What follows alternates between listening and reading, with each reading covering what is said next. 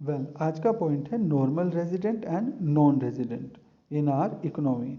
किसी भी पर्सन को नॉर्मल रेजिडेंट होने के लिए एक तो हमारे यहाँ का ऑर्डिनरी रेजिडेंट होना चाहिए। Ordinary resident means the person who is residing more than 1 year in our economy. अगर कोई हमारी कोई हमारी नेशनल टेरिटरी में अगर एक या एक से ज़्यादा साल तक रहता है तो वो हमारा ऑर्डिनरी रेजिडेंट है। ठीक है। सेकेंड वन, हमारा इकोनॉमिक रेजिडेंट भी होना चाहिए। इकोनॉमिक रेजिडेंट कौन सा होता है?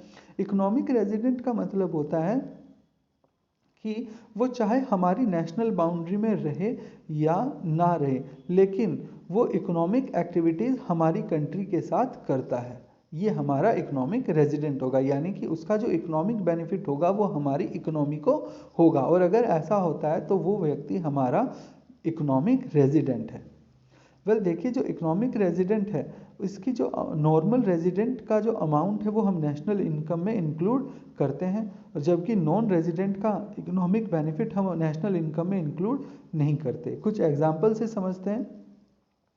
Indians working in foreign embassies in India, यानी कि अगर इंडिया के अंदर कोई फॉरेन एम्बेसी है, लेट्स सपोज इंडिया के अंदर ईरान की फॉरेन एम्बेसी है, उस एम्बेसी में कुछ लोग तो ईरान के काम कर रहे होंगे, लेकिन कुछ लोग हमारे इंडिया से लोकल लोग काम कर रहे होंगे। ठीक है। तो उन लोगों को सैलरी कौन दे रही है? ईरानियन गवर्नमेंट तो दे नहीं रही होगी, क्योंकि वो यहाँ के लोकल लोग हैं और वो सिर्फ इन्हें हेल्प करने के लिए गए हुए हैं। वो उन्हें सैलरी दे रही है इंडियन गवर्नमेंट, वो टैक्स पे कर रहे हैं इंडियन गवर्नमेंट को, तो वो लोग क्या हुए? इंडिया के नॉर्मल रेजिडेंट हुए।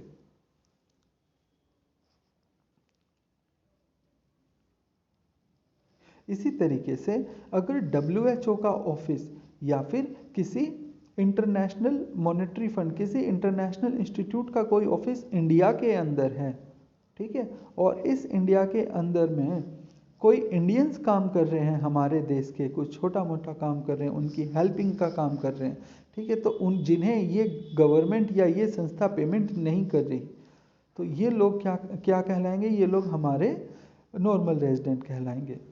इसी तरीके से ambassador for India in rest of the world, इसका मतलब ये है कि लेट्स सपोज हमारे इंडिया के बाहर अगर हमारी कोई एम्बेसी है और उस एम्बेसी में कोई इंडियन काम कर रहे हैं और उन इंडियन को पेमेंट कर रही है इंडियन गवर्नमेंट, वो टैक्स पे कर रहे हैं इंडियन गवर्नमेंट को, वो लायबल है इंडियन गवर्नमेंट के लिए। सॉरी। तो इस कंडीशन में वो लोग इंडिया के लिए लायबल होंगे और वो लोग इंडिया के नॉर्मल रेजिडेंट होंगे। सेम अपोजिट होता है नॉन रेजिडेंट का।